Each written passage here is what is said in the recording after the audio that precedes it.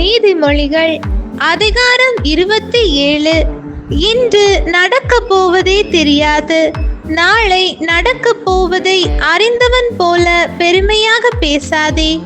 உன்னை உன்னுடைய வாய் அல்ல, மற்றவர்களுடைய வாய் புகழட்டும்.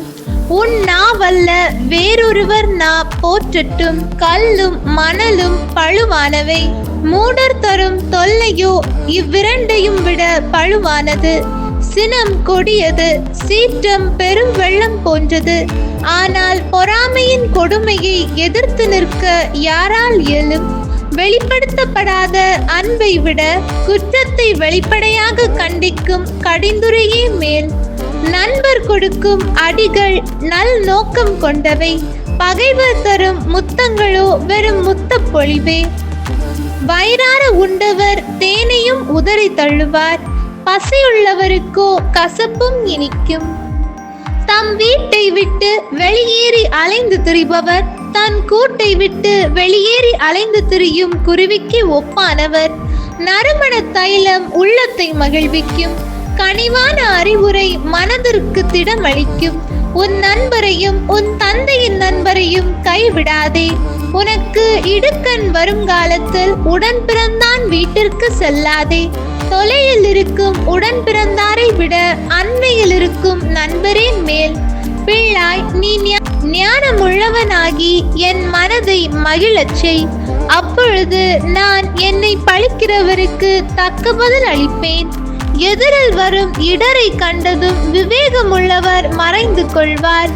அறிவற்றோர் அதன் எதிரே சென்று கேட்டுக்கு ஆளாவார். அந்நியருடைய கடனுக்காக பிணையாக நிற்கிறவனுடைய ஆடையை எடுத்துக்கொள், அதை அந்த கடனுக்காக பிணைய பொருளாக வைத்திரு. ஒரு நண்பரிடம் விடியும் முன் போய் உரக்க கத்தி அவரை வாழ்த்துவது அவரை சபிப்பதற்கு சமமென கருதப்படும். ஓயாது சண்டை பிடிக்கும் மனைவி அடைமழை நாளில் இடைவிடா தூறல் போன்றவள். அவளை அடக்குவதை விட காற்றை அடக்குவதே எளிது எனலாம். கையால் எண்ணெயை இறுக பிடிப்பதே எளிது எனலாம்.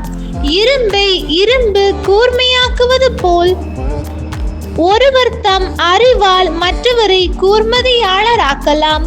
அத்தி மரத்தை காத்து பேணுகிறவருக்கு அதன் கனி கிடைக்கும். தம் தலைவரை காத்து பேணுகிறவனுக்கு மேன்மை கிடைக்கும்.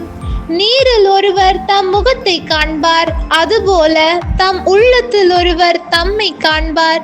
பாதாளமும் படுங்குழியும் நிறைவு பெறுவதே இல்லை, ஒருவர் கண்களின் விருப்பமும் நிறைவு பெறுவதில்லை. வெள்ளியை உலைக்களமும் பொன்னை புடைக்குகையும் சோதித்து பார்க்கும். ஒருவரை அவர் பெறுகின்ற புகழை கொண்டு சோதித்து பார்க்கலாம். மூடனை உரலில் போட்டு உலக்கையால் நொய்யோடு நொய்யாக குத்தினாலும் அவனது மடைமை அவனை விட்டு நீங்காது. உன் ஆடுகளை நன்றாக பார்த்துக்கொள், உன் மந்தையின் மேல் கண்ணும் கருத்துமாயிரு. ஏனெனில் செல்வம் எப்போதும் நிலைத்திராது, சொத்து தலைமுறை தலைமுறையாக நீடித்திருப்பதில்லை.